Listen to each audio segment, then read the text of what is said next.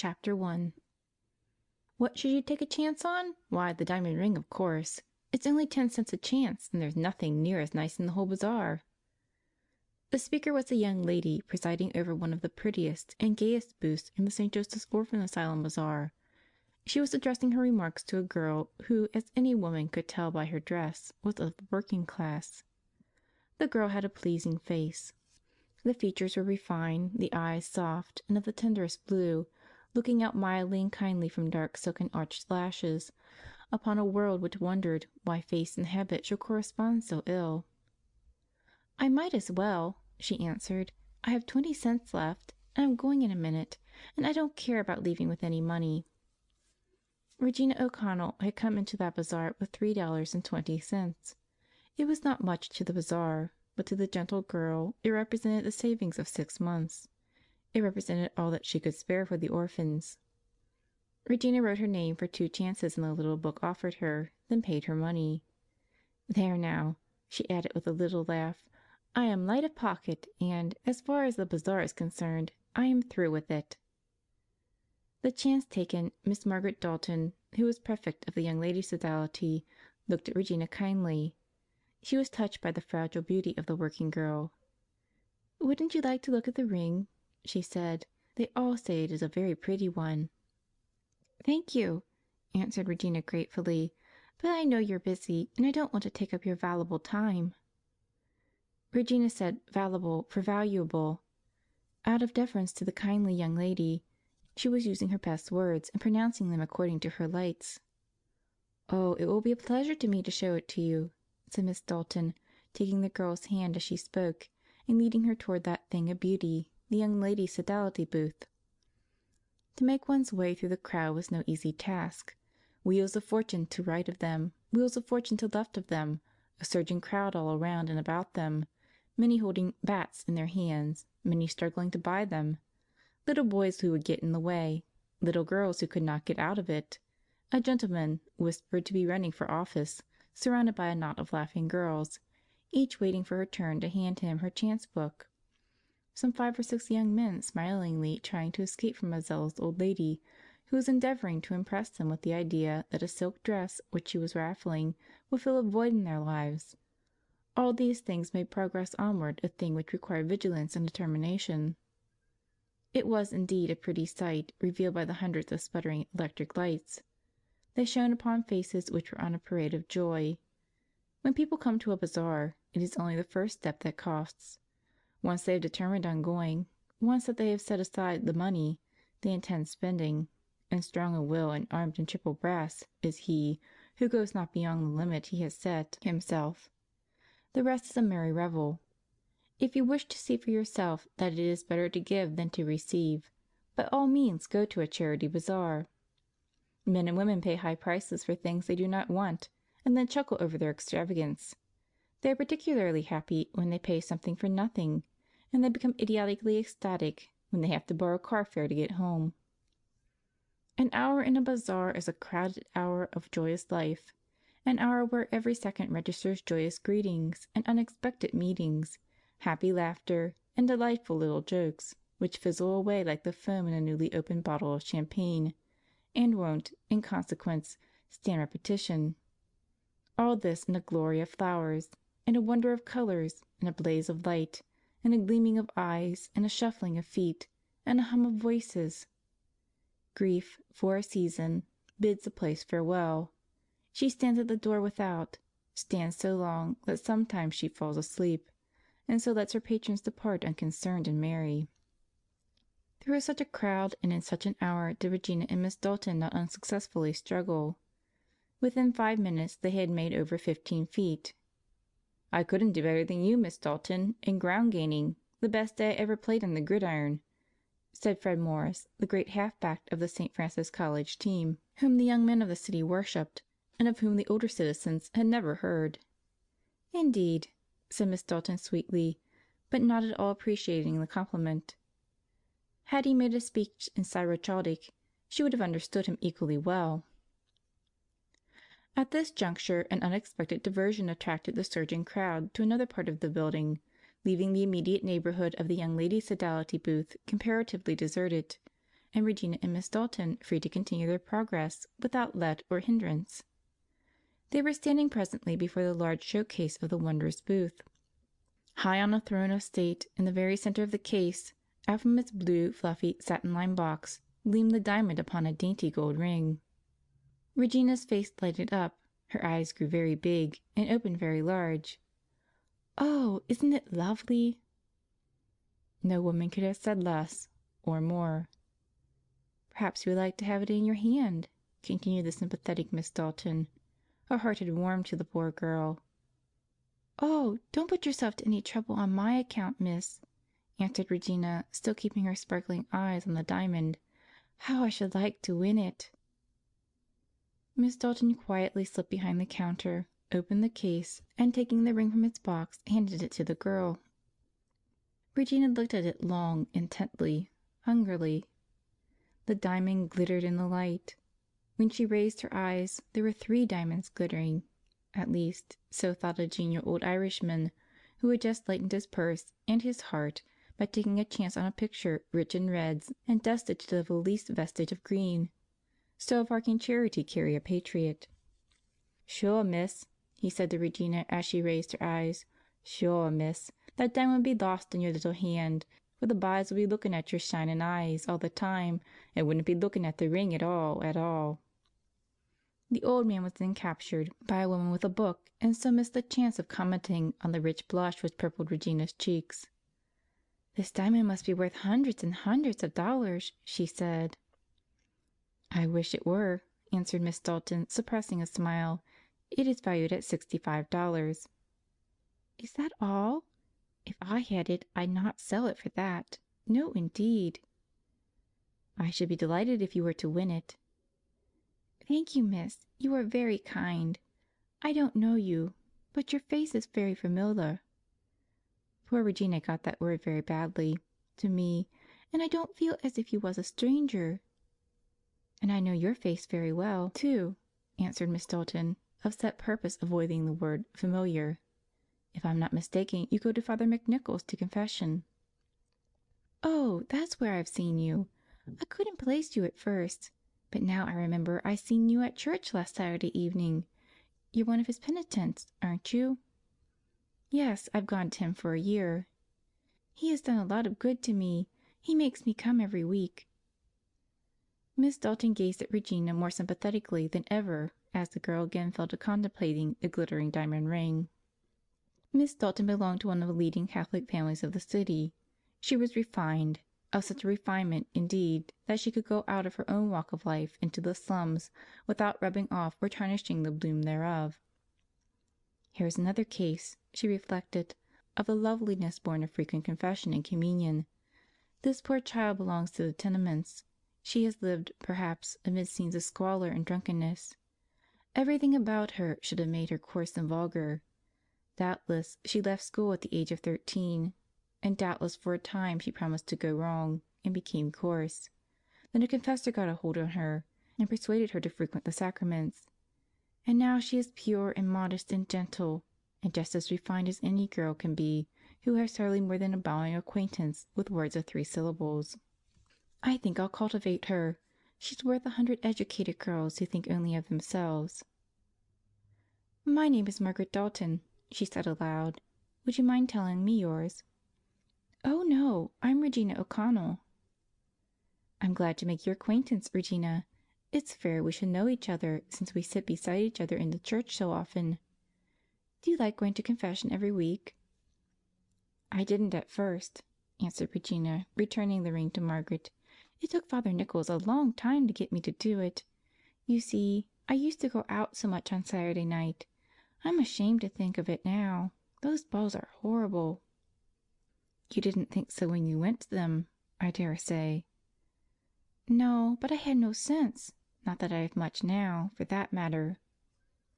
"How long have you been working?" "Since I was 11. My father wasn't doing nothing, and my sister got taken down with some spinal trouble, and so I went and said I was 13. Don't be shocked, miss, but I didn't mind a lie more or less then, and got a position in a shoe factory, and I've been working there ever since. 7 years." "Do you like it?" I have to. We're left alone now, me and my sister, and she's bedridden, poor thing, and the doctor says she won't last long. Oh, she's lovely and so patient. She never complains and never asks for anything, and she's praying nearly all the time. She's worth working for, and you can stick a pin in that." Regina colored, unrealizing that her last statement was couched in terms not quite suited to the occasion and to her companion. "Is your sister alone all day?" "Most of the time she is, miss, but she says she is never lonely. She says her beads, and then the Office of the Immaculate Conception, and then she has a book called Visits to Jesus in the Tabernacle." "Father Lasance's book?" "I think that's the one. A lady was in the house about a year ago and happened to see her and sent her the book. She reads out of it for an hour or two every morning. Then in the afternoon she reads storybooks part of the time, and I think she does a lot of praying. On Sundays, though, there are lots of the factory girls who come to see her, and they are just lovely to her. They bring her flowers and fruit and cake, and they talk so nice in her room. Some of them talk pretty coarse at work, and some of them use pretty bad language, but they are good at heart, every one of them." "I'm sure they are," said Miss Dalton, "much better than people who would sneer at them." "They are so unselfish. Once when Rose, that's my sister's name, was very sick, they took turns in staying up with her, 2 of them every night, and they went to work next day as though they had done nothing out of the usual. It's wonderful how kind everyone is to us. Won't you please take her these flowers?" said Miss Dalton, bringing up from beneath the table a bunch of violets. "Oh!" cried the girl, her eyes again outrivaling the diamond. "How good you are! She just loves violets and hasn't seen any since last year. These are very early, and they do smell lovely. Thank you, Miss Dalton, and now I think I had better go. By the way, would you mind my calling to see your sister some day?" "Mind? I was tempted to ask you, but I didn't like to." "Very well. Please write the address on this card." "It's in a tenement on Main Street, 3rd floor back," murmured Regina apologetically as she wrote her address. "Oh, by the way, miss, if you were to let me have one of those books with chances on the diamond ring, I think I could try to have it filled out among my lady friends." In saying "lady friends," poor Regina thought she was particularly happy. Miss Dalton could forgive more than that. "If you fill out this book," she said, "you will be a benefactor of our booth, and we shall be very grateful to you." "I think I can do it," said Regina. "Some of the girls won't come to the bazaar, but it's not because they do not feel kindly toward the poor little orphans. Some are ashamed on account of their clothes, and others because they haven't enough to spend. But there are plenty of them who will only be too glad to take a few chances, no matter on what. I'm going to talk up the diamond ring, and I'm sure it will get them interested." Miss Dalton had not quite succeeded in dismissing from her imagination this poor, bright-eyed, eager girl, when Father McNichols greeted her. "Ah, Miss Dalton, this is no time for contemplation. Action is the order of the hour. I am surprised to see the prefect of the sodality bowed in thought, when she should of all women be up and doing." "I will act on your advice at once, Father. Here is my book of chances on the diamond ring. Perhaps you would like to put your name down." "No, I should not. What should I do with a diamond ring? However, I will take a few chances." Father McNichols took the book and glanced at the numbers. "Whose name shall I put down?" he said, half to himself. "Regina O'Connell's," answered Miss Dalton promptly. "Regina O'Connell? Never heard of her in my life." "But you have heard her many a time, Father. She's a little working girl and one of your penitents." "Then she must be a very good girl indeed," commented the father affably. "Yes?" "Why, of course. All working girls are good. Never met any other sort since I was ordained." "Well, Regina certainly is very good. She supports a sick sister, and works hard, and gets no pleasure in life, and is perfectly resigned and cheerful. She's a frail little creature, too, and reminds me of a premature white and pink blossom in early April." "Please don't say she gets no pleasure in life, Miss Dalton. If, as you say, she is a weakly communicant, I am confident that God's love and grace make up for the things that are wanting in her narrow life. It is wonderful how generous God often is in filling with His heavenly consolations those whom He does not fill with bread. It is the rich that he sends away hungry." "I'm afraid," sighed Miss Dalton, "that some of us have already received our reward." "There," continued Father McNichols, after a pause, during which he was busily writing, "I have put Miss Regina O'Connell's name down for 10 chances." "I'm going to tell her what you've done next time I see her." "You will do nothing of the sort," cried Father McNichols. "Oh, if you object—" "Stay," interrupted the priest. "On second thought, I believe you are right. The girl is my penitent, you say. Perhaps, knowing of this, she will be better affected toward me, and be more willing to take advice. Who knows but I may be called on to say hard things to her? Yes, you may tell her." "I certainly will. And, Father, the poor girl was so delighted with the diamond, so anxious to win it. I intend to put her down for 5 chances every day until the end of the bazaar, and I'm going to get my sisters and brothers interested too. And then, when some man comes along who is spending his money simply out of charity, you might suggest Regina's name. Some men are grateful for little hints. Good bye, and good luck to you in all your undertakings." End of chapter 1.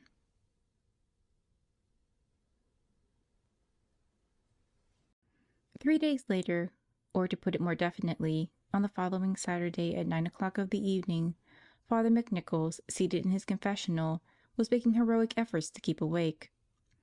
The person on the other side of the screen had finished her little tale of sins, and was saying, "For these and all the sins which I do not remember, I humbly ask pardon of God, and of you, my ghostly father, penance and absolution."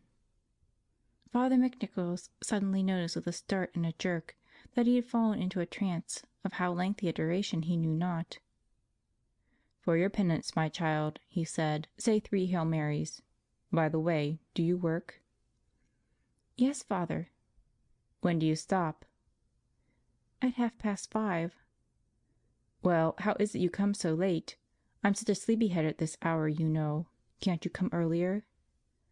"I always do, Father. But today I was going about among the girls who work in the factory with me to get them to take a chance on the diamond ring." Sleep very suddenly took unto itself the wings of the morning. "The diamond ring," he repeated. It was no longer 9 of the night, but 5 of the afternoon. "Yes, Father. And I'm so thankful to you for putting my name down for 10 chances. Miss Dalton told me about it. I'll feel happy over that, even if I don't ring the valuable ring." The word "valuable" quickened the confessor's memory. He knew few of his penitents in the confessional, perhaps 6. One little boy made the confiteor more gloomy and mysterious by confessing to "Blessed Michael, the dark angel." A little girl, on the other hand, lightened the gloom of the same prayer by changing the archangel into an archangel. There was also a young lady who, for reasons known only to her Creator, always giggled and sang, "That's all, Father." A working boy invariably accused himself of committing the sin of detraction whenever he tried to pray. An old woman had the habit of cursing the devil, and Father McNichols, wondering whether Heaven's chancery set it to or against her account, was often tempted to ask whether she did it before or after meals. All these, and a few others who had certain peculiarities of voice or pronunciation, Father McNichols knew. Regina's earmark was the mispronunciation of several words, prominent among which was the word "valuable." In Father McNichols' mind, Regina was catalogued as his "valuable penitent." "Oh, now I remember you," said the confessor. "You're the girl that I thought God was calling to a high degree of perfection." "You said that to me many times, Father." "Yes, and I meant it. Do you make your spiritual reading every day?" "Yes, Father, for at least 10 minutes." "And don't you find that it helps you to pray better?" "Yes, Father. Whenever I read a chapter of Thomas à Kempis with attention, I can say my prayers ever so much more easy." "And what about that little prayer of St. Ignatius I gave you a few weeks ago? Do you say it?" "Sometimes, Father, when I'm brave." "I hope you will grow brave every day, my child. And I don't wonder at your fearing to say that prayer. I know very holy men who say it with timidity. It is an act of perfect love of God. Also, it is an act of perfect renunciation. The very first words, 'Take, O Lord, and receive all my liberty, my memory, my understanding, and my whole will, whatever I have and possess,' are perfect generosity. Then the words, "Thou hast given me these things; to Thee, O Lord, do I return them," are true gratitude and true love. Receive them, dispose of them according to the extent of Thy will, a resignation to God's will in all things. And then, my child, the concluding words, if really meant by their utterer, are enough to stir the courts of heaven. "Give me but Thy love and Thy grace, for these are sufficient for me." That is one of the most sublimest prayers of human composition to be found outside of the Gloria and the Preface, if, indeed, either of these may be considered of human origin. When you really can say, and mean that prayer, you are on the road to sanctity. "Ah, but Father, there is the trouble. There are lots of other things I want, and I'm afraid to think of praying not to get them." "For instance?" "Oh, Father, I do so want that diamond ring." "And I do not think that you should want it with overmuch eagerness. Try to get rid of that desire, my child; it is only a vain imagination." "And then, Father, you know Him." "Oh, Him!" echoed the confessor, mentally adding, "I've forgotten all about Him. Well, what about Him?" "He's been drinking again, Father, and I feel so bad. He promised me 2 months ago that he wouldn't touch a drop for a year. And now I don't know what to do.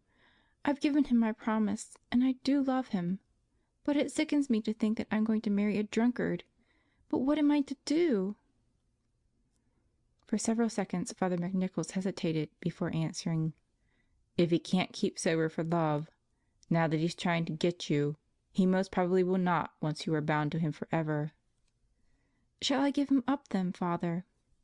"I leave that to your own judgment and the workings of grace. Meantime, try to say that prayer once every day, and especially just after receiving Holy Communion. God bless you. Go in peace." End of chapter 2.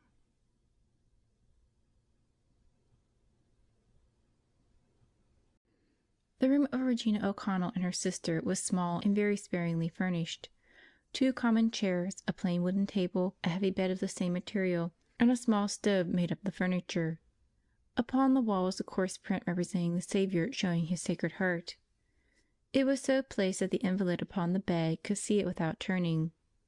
Despite the poverty of its appointments, the room was as clean as a traditional Dutch kitchen. Rose O'Connell was lying on her back, her fragile hands clasped together over the coverlet. Her face was pale and thin. Her eyes were large, lustrous, and shaded by exquisitely penciled brows. Occasionally a moan of pain escaped from her lips. Suddenly she dashed her hands across her eyes, the look of pain disappeared as in a flash, and a smile, joyous, expectant, glorified her pathetic little face. She heard the step, so loved, so familiar, without. The door opened, and Regina hastened into the room. "How is my dearest little sister this evening?" she cried, bending down and kissing the upturned face. "Fine, Regina. I've had several visitors during the day, and they all talked and laughed so that I forgot my poor old back." "And how is the pain today? Ah, you've been crying, dearest. Now, tell the truth, haven't you?" "A little, Regina, but it wasn't the pain altogether." "What else, dear?" "You were coughing so last night, Regina, and then you looked so tired about the eyes. And then your step isn't like what it used to be. It's heavier. And you don't smile so easily. And last night and the night before you was moaning in your sleep. Oh, my own dear sister, if you were to get sick and suffer, I couldn't stand it. Why doesn't God lay it all on my back? Let Him put it on me. I'm used to it. Oh, I'm murmuring now. God forgive me." Rose began to weep afresh. There were tears struggling in Regina's eyes, too, but she kept them back bravely. "Now, Rose," she said, "don't you go praying to get my troubles. I won't have it. You've had your share and more. And then, Rose, I'm not going to groan any more in my sleep. I did have a little trouble, but it's all over, thank God. You know, he got to drinking again?" "Yes, I know." "And I didn't know what to do. But today he went and took the pledge, and he won't touch liquor any more. He met me on my way home from work, and he was so nice and affable. He says he's going to be a man from this out. Oh, he was so nice! And he wrote me just the most lovely poem with his own hand." "He did?" Yes, he told me he sat up all night composing it. I've got it with me, and I intend to keep it all my life. Would you like to hear it, my dear? Oh, yes. Just to think that he could write poetry. Let's hear it, Regina." From her bosom, Regina blushingly took out a sheet of ordinary foolscap paper. "It's just lovely," she commented, "and the words are so fine. Here's the way it goes. Believe me, if all these endearing young charms, which I gaze on so fondly today, were to change by tomorrow and fleet in my arms, like fairy gifts fading away, thou wilt still be adored as this moment thou art, let thy loveliness fade as it will, and around the dear ruin each wish of my heart would entwine itself verdantly still." "It's simply grand!" cried Rose ecstatically. "But that's not all, dear. There's more just as good." "Read that part over, do! Oh, it is so beautiful and sweet! And it's true! You could never grow ugly to me, dearest, and your charms couldn't— what's that word? Oh, yes, your charms couldn't fleet. No, never, never, never. Read it again, Regina. I'm going to get it by heart." So Regina read the first stanza a second and a third time, after which Rose recited it from memory, clapping her poor little hands for joy at her success. "Oh, I just love poetry!" she cried. "And I didn't know it. Regina, I'm going to give up story books and read poetry. It is heavenly. I'm just crazy to hear the rest now, and I'm going to learn it by heart, too. Go on, dear, read the rest. I wonder what he means by 'entwine itself verdantly still.' What is verdantly? I guess it means like an ivy, or maybe a honeysuckle. Oh, Regina, I never thought so much of him before." With Regina and Rose, Mr. Thomas Betterly, age 23, occupation a mechanic, was always "him." Her cheeks flushing prettily, Regina continued: "It is not while beauty and youth are thy own, and thy cheeks unprofaned by a tear, that the fervor and faith of a soul may be known, to which time will but make thee more dear. Oh, the heart that has truly loved never forgets, and as truly loves unto the close, as the sunflower turns to her God when he sets, the same look which she turned when he rose." "My, isn't it like angels talking?" cried the invalid, her cheeks blazing with fervor. "And it's so true. You do get dearer to me every day, Regina. Time does make thee dearer. And then it's so sad because there will be a close. I think, dear, that I'm getting worse. And," here Regina gave a little sob, "and the close is coming. But you will be my sunflower to the last, and I'll turn to you." She stopped suddenly. Regina had thrown her arms around the child's neck, and in a long embrace they sobbed together. It was an hour of exaltation. The cross and the crown, the sweet and the bitter, the loveliness and pathos of two sweet and simple lives were wondrously intermingled. But the bitterness, the cross, and the pathos were all sweetened and made light by the faith and the love and the grace of Him whose picture looked down on them both from the bare wall. "Now, dear," continued Rose after a long silence, "let us say that prayer together. It is a poem, too, and I'm so tired I want to say it while I can." Regina slipped to her knees, still holding the dear head with her arms. Together they recited: "Take, O Lord, and receive all my liberty, my memory, my understanding, and my whole will, whatever I have and possess. Thou hast given me these things, O Lord. To Thee, O Lord, do I return them. Receive them, dispose of them according to the extent of Thy will. Give me but Thy love and Thy grace, for these are sufficient for me." "Tomorrow," Rose added presently, "I'm going to read nothing but poetry. It makes me love God more, and you too, dearest. Kiss me good night. I am so tired, so tired." Regina kissed the wan face tenderly and then turned away. A shiver ran through her frame, and there was a coldness at her heart. How wan, how pinched, yet how unutterably lovely was the poor little fading Rose. "Oh, my God," she muttered, "anything but that, anything." She corrected her thought and added, "Give me but Thy love and Thy grace." She was startled presently by the sound of Rose's voice, clear but so weak. "Regina, the pain is all gone. Oh, I feel so nice. There is a change. no pain. Oh, thank God for His goodness. It is gone at last, and now I shall sleep well. It is all gone. It has been with me since the New Year. Thank God. I shall read poetry tomorrow, nothing but poetry, and then good night." Regina said nothing. Her sister had sunk into slumber. How peaceful, how sweet, how lovely the face on the pillow had grown. Yes, the look of pain was gone. Thank God," echoed Regina. "Thank God for all His mercies." A moment later there came a low knock at the door. Regina advanced on tiptoe. She found Miss Dalton standing without. "Oh, how do you do, Miss Dalton?" she whispered. "You are most welcome. I didn't think you'd come so soon. My sister's fallen asleep. Do come and look at her. Just before she dozed off she told me that all the pain had left her. And, oh, her face is so beautiful. She is sleeping so soundly and doesn't moan as she used to. Thank God, thank God. Come and see her, and step lightly, miss, for Rose has not slept sound these many months. Tomorrow," she added absently, "she is going to read poetry." Miss Dalton followed Regina to the bedside. As she looked, she started. Then bending down, she put her face close to the sleeper's. "Does the priest come to see her occasionally?" she asked presently. "Oh, yes. Father Dillon, our parish priest, has been just lovely. He anointed her 1 week ago, and this morning he brought her Holy Communion." "But, Miss Dalton, why do you look so? What is the matter?" "My dear girl," said Miss Dalton, vainly striving to keep back the tears, "your poor sister will never suffer again." Is, oh, Miss Dalton." "God pity you, Regina.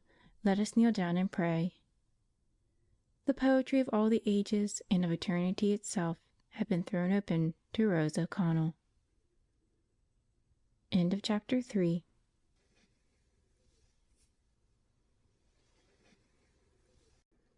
The bazaar had come to an end, but all was not finished. Among other things, the raffle of the diamond ring was postponed. Some of the books containing chances had not been returned in time, and, moreover, there was a demand on the part of a great many for more chances. So for 3 weeks after the closing of the bazaar, the books went round merrily.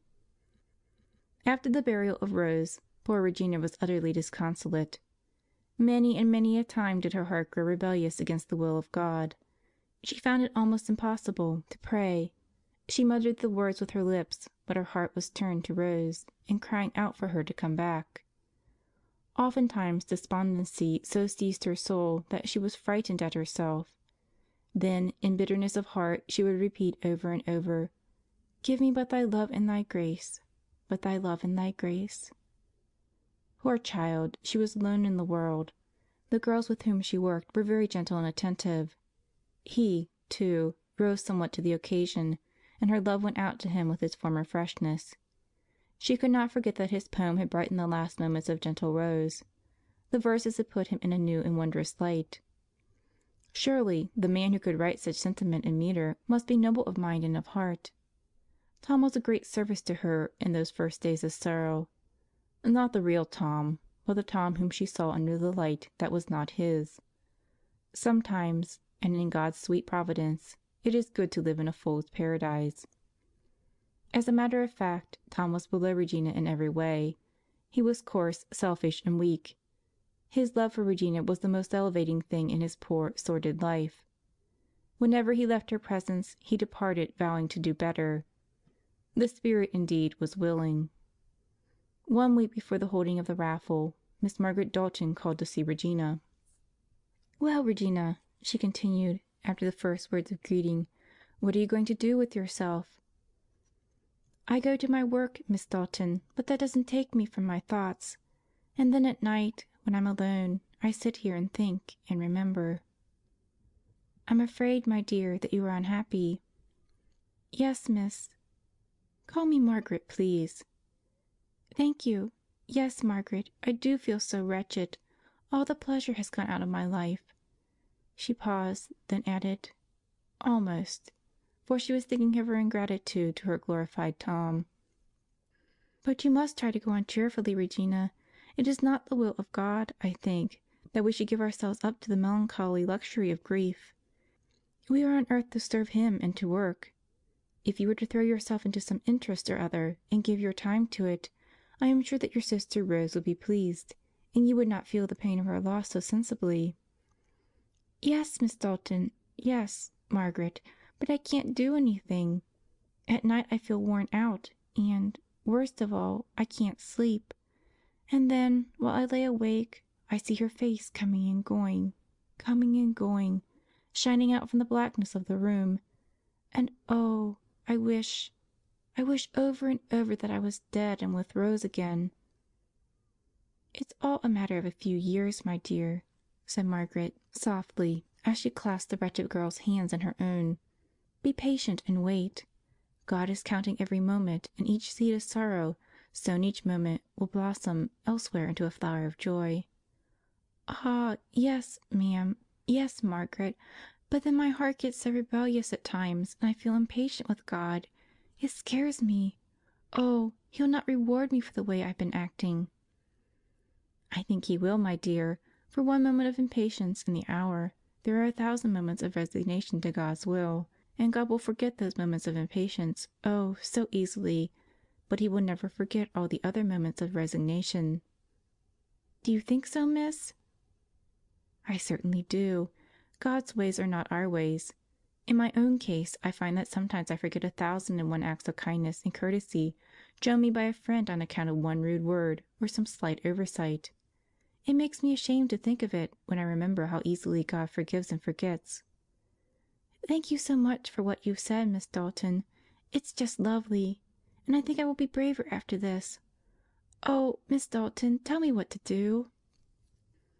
The words in which this question was couched recalled to the mind of the prefect a touching hymn to Our Lady of Good Counsel, sung, on occasions, by the Sodality choir. "Suppose, Regina, you join our Sodality. Our Blessed Mother, who is the consoler of the afflicted, will surely assist you in a special way if you put yourself under her standard in a special way." "Oh, I should so like to, but I was afraid to ask. Do you think I'm good enough?" "Indeed I do." "But then, I'm poor, and there are so many fine ladies in your Sodality. Do you think they would care about me being with them?" "I don't know what you mean by fine ladies," answered Miss Dalton with some vivacity. "If you mean women whose standard of ladyship is the world's point of view, there are none with us. But I have yet to find out that worldly culture and wealth can give us as perfect a lady as do the frequentation of the sacraments and the living of a good Catholic life. There are domestics in the Sodality who have much better manners than their mistresses. In fact, the most vulgar people in the world, I believe, are the rich people who have not got quite used to their riches." "Sometimes I have thought so myself. I've often wondered that the women who scold the conductors and make fusses on the street cars are always finely dressed." "I haven't, Regina. Money has brought in and developed the vulgarity, and they are sufficiently educated to give it expression in the Queen's English. But to get back to the Sodality." "Oh, yes! I'll be delighted to join. I wanted to long ago, but we were so poor, and poor Rose needed all we could earn. But now I think I can." "Oh, don't bother about the money, Regina. We prefer good Sodalitists to good money, though, of course, we need that too. Father McNichols doesn't want any deserving girl to stay without because she is poor. By the way, how are you getting on with the book on the ring? We want all the returns in by Monday. The raffle takes place on the following night." "That's a fact! How careless and selfish I've been! I filled my book long ago, but my poor sister's death drove it out of my mind. Here," she added, pulling out the drawer of the table and bringing therefrom a package neatly done up in white paper, "here's the book and the money. By the way, couldn't you give me another book? I want to work now. From now till Monday I'll give all my spare time to getting chances. Oh," she broke out, her eyes kindling, "it is such a lovely ring. I'm almost ashamed to say it, but I still want to win it." "You shall have another book tomorrow, Regina, and don't forget to come to the next meeting of the Sodality. You shall be most welcome. Keep busy, Regina. Your sister is happy and wants you to be content. I had Father McNichols say a Mass for her yesterday." Regina had no words to thank Miss Dalton for this great kindness. The tears came to her eyes as she pressed the hands of her new friend.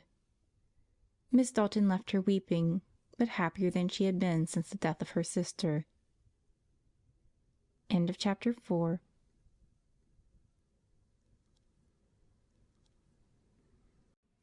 It was the night of the raffle. On that occasion, the library hall of the Young Ladies' Sodality was almost uncomfortably crowded. The workers in the bazaar, and their number was legion, were all present, and so were their friends and their friends, friends to about the fourth degree. The librarian, smiling and affable, was showing not without pride the treasures of the library to several portly gentlemen, one of whom, as his features indicated, was of Jewish blood. A whisper went round among the workers that he was as rich as Croesus. That's the way it started, but by the time it had passed from one mouth to 50, it was crept into, "He's as rich as crazy," whereupon the uninitiated gazed on him fixedly, many wondering whether he was as harmless as he appeared to be. Did the librarian know he was crazy? They asked themselves. Apparently she did not, for her easy air of smiling unconcern and her light laugh, rich in cheerfulness, evinced that she was utterly without fear. "He doesn't look crazy," Regina was saying to the secretary of the sodality.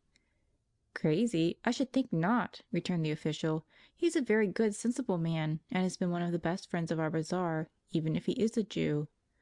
By the way, do you know that you and he have done more to bring in money on the diamond ring than any two people in the city?" "Him and me!" cried Regina, the color rushing to her pale cheeks. "Why, I didn't do anything to speak of. I just got 3 books filled." "Yes, but all the same, your name is down for more chances than his, and he paid down cash for 50 in my presence, besides other chances I've heard he's taken." At this moment the prefect of the sodality, accompanied by the 2 assistants, came over to where Regina was seated. "Miss O'Connell," said the prefect, "in the name of our sodality and the orphans, we wish to thank you for the work you have done in the interests of our raffle. If there were a dozen more like you in our sodality, I think we should practically own the town." "Thank you, Miss Dalton," said Regina, rising in some confusion. Her face, which had grown pale and wan since we last saw her, flushed violently. "And I do hope," added the first assistant kindly, "that you may win it." "And so do I," said the second assistant, her eyes beaming genially through her glasses. "I'm sorry I can't agree with you," said the librarian as she pushed her way up to the group, along with the man who was "rich as crazy." "Here's my candidate for the ring. He wants it, and, if he wins it, he intends to present us with $50 for our library." "Oh, dear!" cried Regina. "If that's the case, I almost hope he'll win." "Let me suggest an amendment," said the prefect. "Mr. Fairweather, I propose that, in case you win or Miss Regina O'Connell, you give the $50. You see, Mr. Fairweather, Regina has worked harder for that ring than any one, and in the number of chances taken she is your rival." Mr. Fairweather looked at Regina kindly and benevolently. He took in much of her story at a glance. Had she been the finest lady in the land, he could not have been more courteous. "It is indeed a pleasure," he said, bowing, "to meet a rival in such a cause. They are not the kind I usually meet, I am sorry to say. Miss Dalton," he went on, "I'm obliged to you for the suggestion. I shall be delighted to give your library $50 if I win, $60 if Miss O'Connell be the lucky one." "Oh, my goodness!" cried the librarian. "I do hope things will go as they ought to. Mr. Fairweather, you are so good and kind that I will add another suggestion. In case neither of you win, we may count upon $25 anyhow. May we not?" "What do you say to that, Miss Dalton?" said Mr. Fairweather, smiling benevolently. "It's a brilliant suggestion." The librarian laughed lightly and glided away. She knew that the matter was settled. Somewhat to Regina's dismay, the old gentleman seated himself beside her. "Is he crazy?" she asked herself. But even if he were not, it would be an ordeal to make talk with a man whose daily income exceeded her entire earnings of a year. Presently, nevertheless, she found herself talking easily, frankly, about her sister and all the circumstances of her lovely death. Next, she was listening intently to Mr. Fairweather, who, despite a slight German accent, spoke with a noble impressiveness. He was conversing about death, and saying how much he wondered at the quiet, calm way in which good Catholics await the final summons. Had he been a priest, his sentiments would have been perfectly appropriate. Just then a hale old gentleman clapped his hands for silence. He was standing on a raised platform. "Ah, that's Mr. Dalton," whispered Mr. Fairweather to Regina. "What, the father of Miss Dalton?" "Yes, and one of the finest men in town. If all your rich Catholics were like him, you wouldn't need bazaars." "Ladies and gentlemen," Mr. Dalton was saying, "I have the honor to announce to you that we are now going to find out to whom the diamond ring belongs. We are going to go about it in this way. In this bag," here Mr. Dalton gravely held up a white sack, upon whose chased surface there shone out in blue characters, XXX, finest brand. "In this bag are all the numbers taken by the various chance takers. Out of this bag the lucky number will be taken. The first, second, and third numbers will not count. No, the 13th number taken out will be the lucky one. Now we want a little boy, the littler the better, to take out the numbers, and one man to read them out, and another man to verify his reading. Mr. Fairweather, couldn't you—" "Excuse me, if you please, Mr. Dalton," interrupted Mr. Fairweather, "but I hope to win that ring myself. Get someone who isn't quite so interested." A small boy and two men were presently secured. Mr. Dalton shook the sack energetically, then opening its mouth slightly, bade the urchin thrust in his hand and bring forth one slip of paper. The boy obeyed and gave the slip to the announcer. 1728, he called. 1728, cried the verifier. Again the bag was shaken.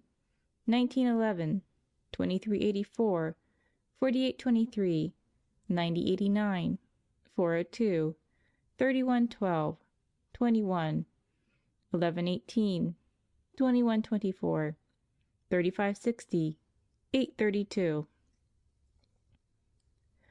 "Now, ladies and gentlemen," cried Mr. Dalton in a loud voice, though he might have spoken in a whisper and been heard, so tense was the silence, "the next number is the winning number. May the one who gets it deserve it." Whereupon he began to shake the bag with comical violence.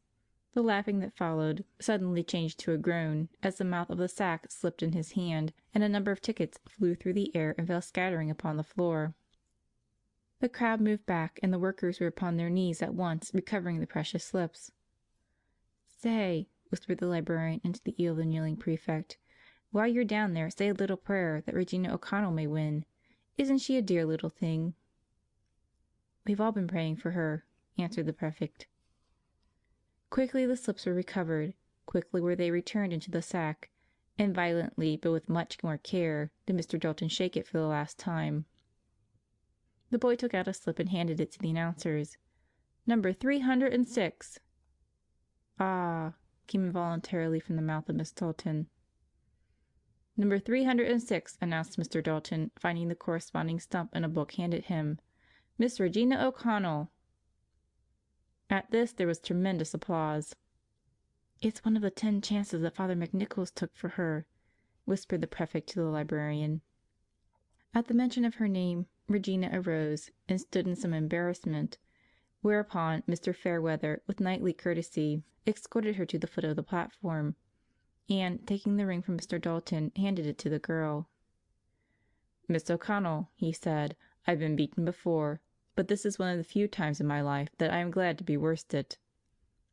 Amid another burst of applause, he conducted Regina back to her place, where she was forced to shake hands with and receive the congratulations of nearly all in attendance. Regina was very happy then. Why? Who can tell? She had set her heart on the ring. It had fascinated her. Desire of it had grown with each day, and now it was her very own. And then, too, the kind words, the smiles, the sympathetic looks of all these people fell like balm upon her innocent heart. For a time the girl was in heaven. She slipped the ring upon her finger and turned it this way and that, watching its changing splendors with all the delight of a child. The poor girl was enjoying her first toy. She was aroused by the voice of Mr. Fairweather. "Miss O'Connell," he was saying, "in case you should ever wish to part with that ring—" "Oh dear, no!" interrupted Regina. "Never!" Mr. Fairweather smiled. "Very good, Miss O'Connell. But in case you should, call on me at any time. I am willing, or rather, I should be glad, to pay you its market value, which is, I believe, $65. Here is my card with my residence address." "Thank you, sir. You are very good. But I don't think that I should care to sell my beautiful ring for even $100. "I am very, very glad you like it so much, my dear young lady," said the old gentleman. And indeed his kindly face gave earnest that his feelings were at one with his words. Regina was about to acknowledge his gracious speech when Mr. Dalton again clapped his hands and called the assembly to order. "Ladies and gentlemen," he said, "I take great pleasure in announcing to you that, in honor of this pleasant occasion, an occasion for once when the right prize goes to the right person, Miss Rosamond Otis, the gifted soprano whom all Cincinnati delights to honor, has kindly consented to sing a solo." Mr. Dalton held up his hand for silence, and nevertheless the applause continued for nearly a minute. Miss Otis, a tall, handsome young lady, stationed herself beside the piano and, accompanied by the pianist of the occasion, sang "May Morning." The audience was so delighted that an encore was imperative. After a short delay, Miss Otis sang "Oh, believe me of all these endearing young charms." "Oh!" cried Regina involuntarily, and putting her hand to her heart. Then she addressed herself to listen. Regina had Irish blood in her veins, and no person of Irish blood ever yet listened unmoved to this sweet melody. But to Regina it appealed as, perhaps, it never yet appealed to any listener. Again she was standing beside her dying sister. Again she saw the dear face flush and the gentle eyes kindle under the inspiration of the poet's thought. Despite her endeavors, she could not restrain a sob, and the tears rushed to her eyes and stained her wan cheeks. She hid her face in her handkerchief and listened with all her soul. Miss Otis was at her best on that memorable night. She sang with a pathos which went to every heart. Presently the weeping girl began to wonder where Miss Otis could have got the verses. Regina wore them next her heart. She had shown them to no one save Rose. Here was a mystery to be cleared. With an effort she composed herself. "Sir," she said to Mr. Fairweather, "aren't they beautiful words?" "Very," answered the old gentleman emphatically. "I know who wrote them, sir." "No doubt, no doubt," assented Mr. Fairweather affably. "Everybody with Irish blood knows and loves Tom Moore's Irish melodies, and a great many with no Irish blood at all. Myself, for instance." "Moore?" repeated Regina, looking puzzled. "Yes.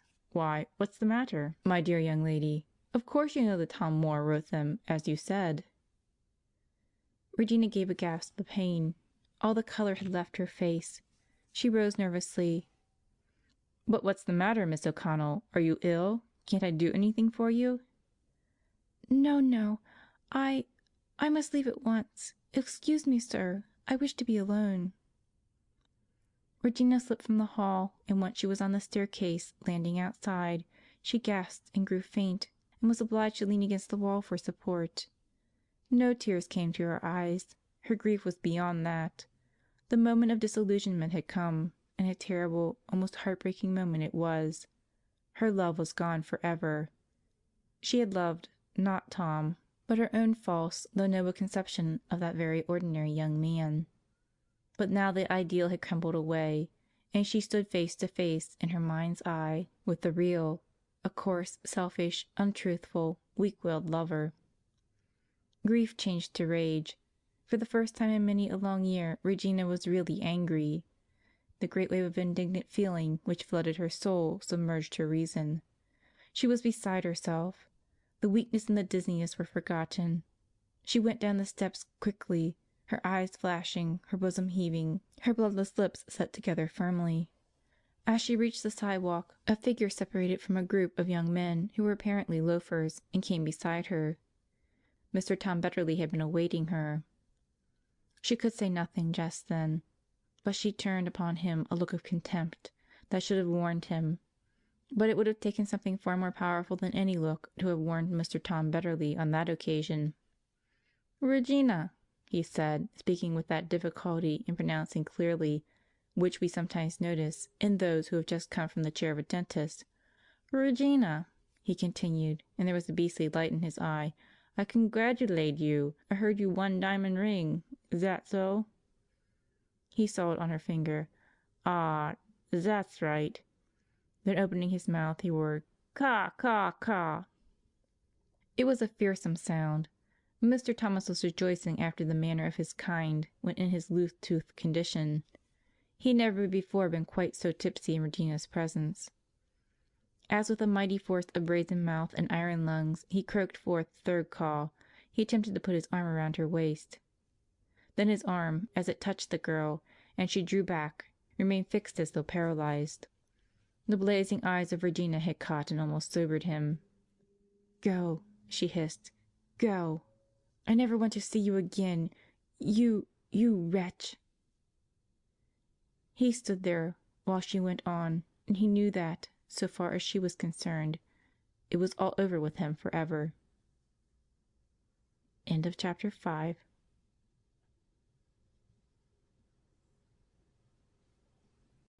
The force of habit is something wonderful. Blinded with rage, carried away by her feelings so that she was no longer a reasonable being, Regina nevertheless turned when she came to the parish church and entered it. She had no intention whatever of stopping, no intention of entering. All the same, she did both. For years it had been her pious custom never to pass the church without paying a short visit to the prisoner of love, living his hidden life in the tabernacle out of love for ungrateful men. When Regina came to realize where she was, she found herself kneeling in a pew far up the nave before the statue of the meek and lowly Savior, exposing to her and to all who visited him his most sacred and adorable heart. "Oh, why am I here? Why am I here?" she moaned. "I cannot pray. I cannot look at him now.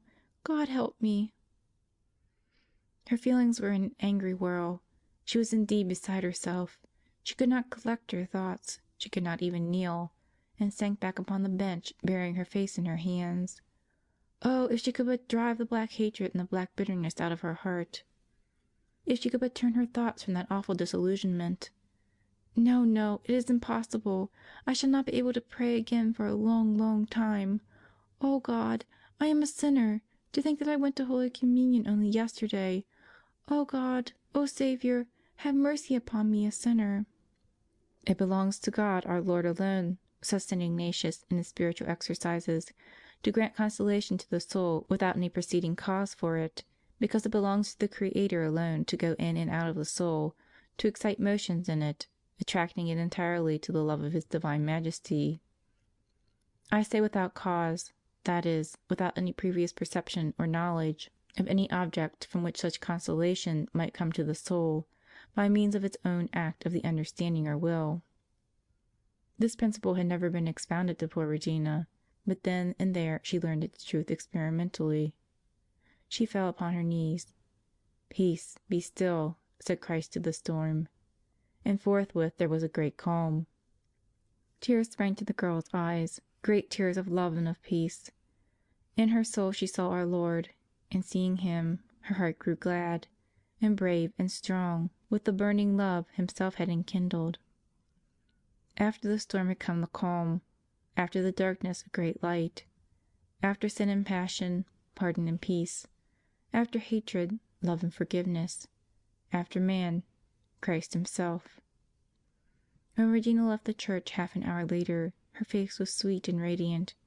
She had gone one step further in renunciation, and had, with a fervor to her altogether new and wonderful, said that sacred prayer: "Take, O Lord, and receive all my liberty, my memory, my understanding, and my whole will, whatever I have and possess. Thou hast given me these things, O Lord. To Thee, O Lord, do I return them. Receive them, dispose of them according to the extent of Thy will. Give me but Thy love and Thy grace, for these are sufficient for me." End of chapter 6.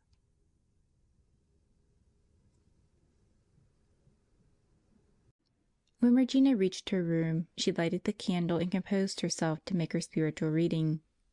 For some weeks past she had been reading The Life of St. Jean Frances de Chantal by the Abbé Bougourde. Only the night before she had come upon a pretty story of how Christ had almost literally forced a young girl to love him. She had been led onward by the path of renunciation. When Regina read it, the narrative had appealed to her as being pretty and touching, but now, looking back, it haunted her. She felt in her soul that she had not got out of it all the meaning, that there was, perhaps, in it some message for herself. She turned back a few pages and again, and with other eyes, read this account of the hard-won spouse of Christ. But of all whom the grace of God snatched from the world, in spite of themselves, none so obstinately resisted at first, or so generously submitted when vanquished, as Marie Marguerite Michel. She belonged to a wealthy family of Franche Comté, and, like many other young girls, her danger lay in her beauty. One night it seemed to her in sleep that a child clothed in white approached and scratched her face, saying, "You will now be much more beautiful in the eyes of your spouse." Marie Marguerite awoke, screaming, and insisting that the skin had been torn from her face. Her mother, finding nothing the matter with her face, treated her as a silly dreamer, and bade her go to sleep again. 2 days later, Marguerite was attacked by the smallpox, and her face did, indeed, become disfigured. But she still possessed so many means of pleasing the world, and she was still so witty, lively, graceful, so accomplished in every way, that she thought not of abandoning her life of pleasure and dissipation. One day, while resting after a grand ball, there suddenly appeared before her the same child that had scratched her face. He seemed irritated. "You are going too far," he said. "I know how to put a stop to the mad extravagance of your youth." And taking hold of her feet, he crushed them so severely that she screamed aloud. Shortly after she fell and hurt her foot, so seriously that, despite all remedies, she was lame for the rest of her life. On the 4th day after this accident, as she was crying and grieving, the child again appeared, but this time radiant with light. Marguerite was frightened and hid her head under the bed covering. "I told you," said the child, smiling, "that I would succeed in putting a stop to the follies of your youth. Give your heart to God now, since your body is disfigured." Marguerite tried to obey.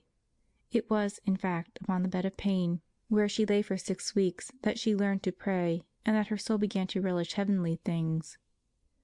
Nature, however, was far from being conquered. One day, in the early part of her convalescence, she chanced to see herself in a mirror. Her disfigured face and crippled figure brought tears to her eyes. At the same instant the child again appeared, holding a veil upon which the figure of Jesus dying was depicted. "Ah, what is that?" exclaimed Marguerite. "It is the lover of your soul," answered the child. "See to what love has reduced him." Marguerite's heart was touched by these words, and from that time she loved her deformity, and would not exchange it for all the advantages the world could offer. She went to St. Francis de Sales, resolved to become a religious, but a little embarrassed because her family, opposed to her design, would not give her a dowry. "Ah, well," said the saint, "if you have nothing, we want nothing. Offer these 2 things to God, and go tell Mother de Chantal that she may receive you for nothing." The holy foundress received her with joy, and the saintly bishop himself deigned to give her the habit. Her novitiate was noted for her sacrifices, and her life for the numerous and admirable foundations she conducted. St. Francis de Sales used to say, "Ah, how well this cripple walks!"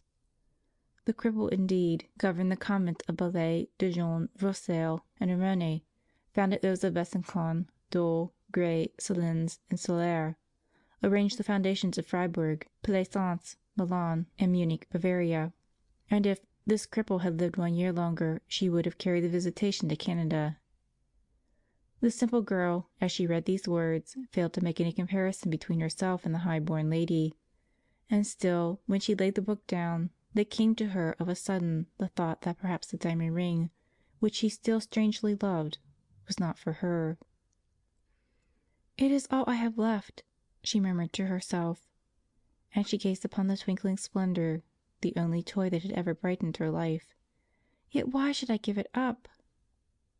The door opened slightly, and a voice without was heard to say, "May I come in, Regina?"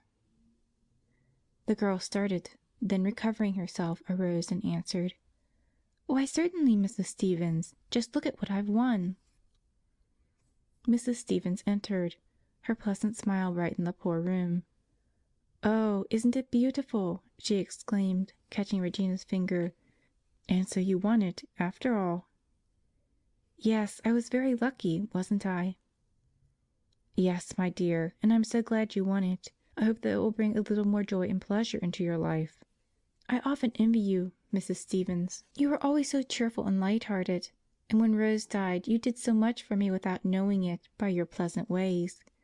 You was always like sunshine when you came into my room, and—" Regina broke off in the middle of her sentence.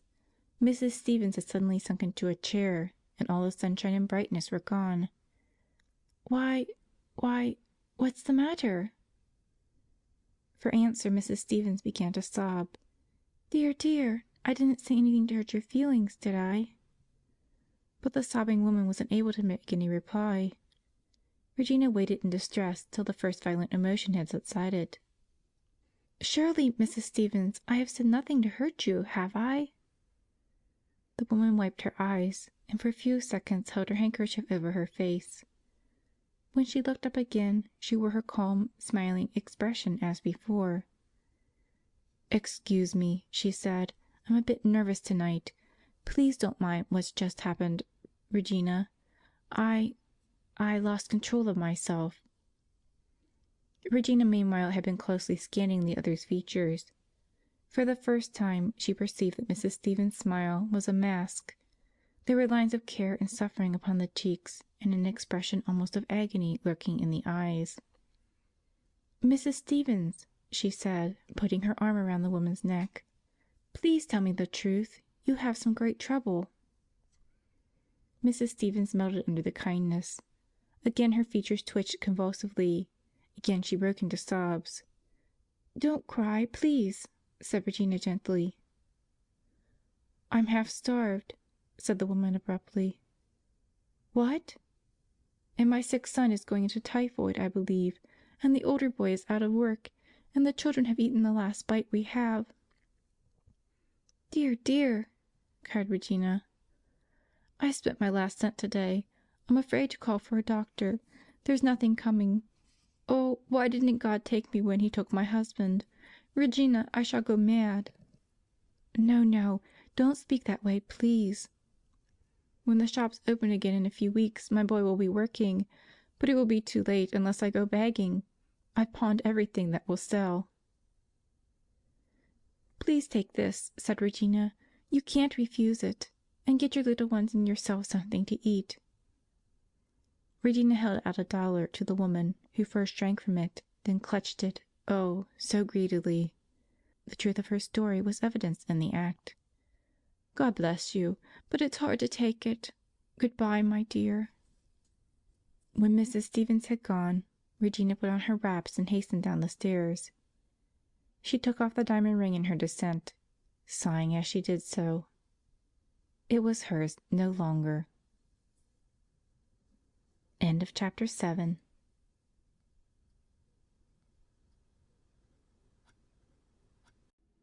Mr. Fairweather, seated at his desk in the library of his house, was not a little astonished when the maid informed him that a young lady wished to see him. "One moment," he said, and finished the letter he was writing. "Now please show her in," he resumed. Suppressing his surprise when Regina O'Connell entered, he arose and greeted her cordially.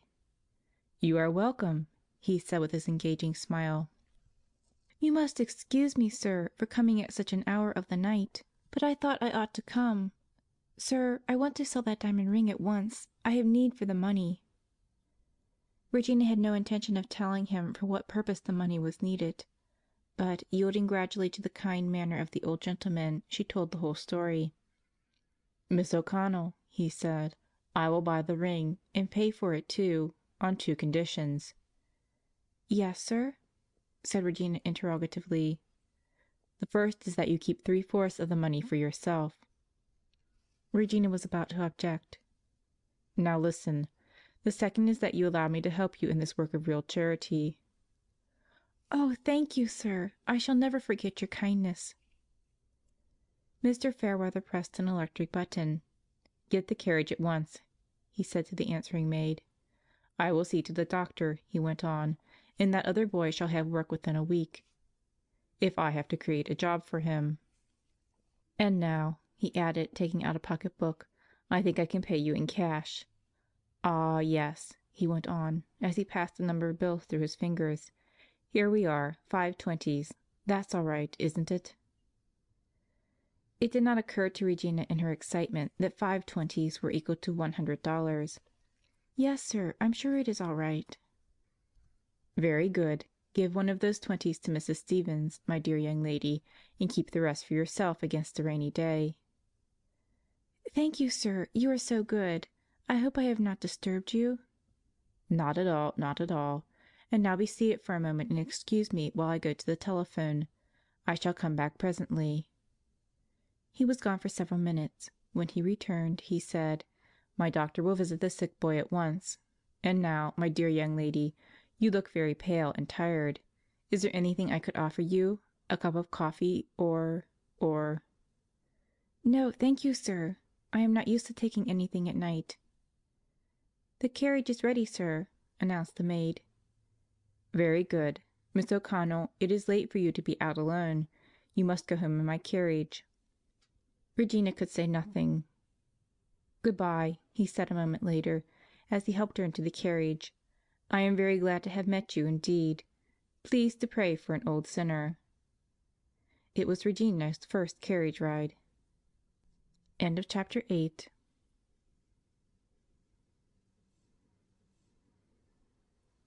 Regina started blithely up the pair of stairs that led to her rooms, but her pace became perceptibly slower as she neared the first landing.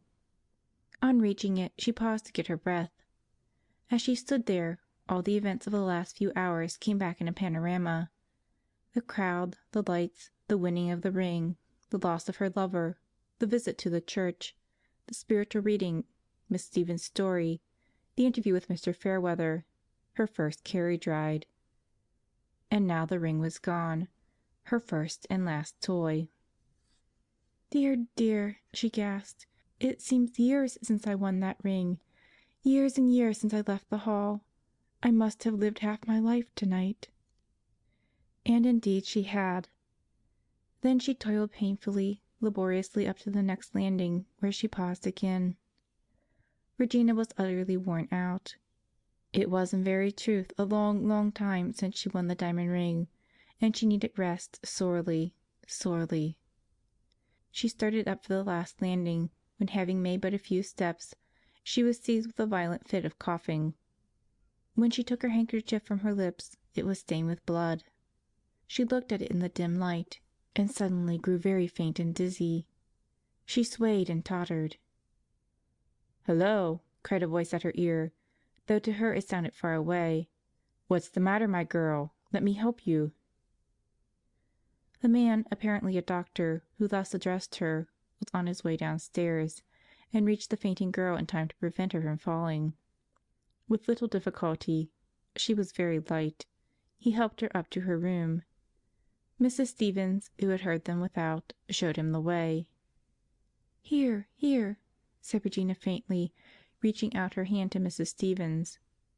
It was a $20 bill. The doctor, meanwhile, had taken Regina's handkerchief and brought it over to the light. "Arterial," he murmured to himself. He approached the bed upon which Mrs. Stevens had laid Regina and made a hurried but careful examination of the new patient. "Is she very ill?" asked Mrs. Stevens. "I should say that in all probability she has been very ill for many months. And so this is the girl who won the diamond?" "How did you know that, sir?" cried Mrs. Stevens. "Mr. Fairweather telephoned me the whole thing." "The ring is gone," Mrs. Stevens observed. The doctor glanced at Regina. Her eyes were closed. She seemed to be asleep. "Yes, it is gone," he assented. "But she will never need it, poor child." But Regina was not asleep. She heard every word, and she understood. Yes, she would never need it. Then her heart rose to her best beloved, to him who had brought her safely along the thorny path.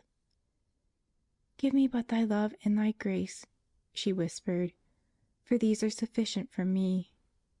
but thy love and thy grace, but thy love and thy grace. And she received his love and his grace, and in the receiving her heart throbbed with a bliss seldom known upon earth, for his love and his grace were indeed sufficient. End of chapter 9.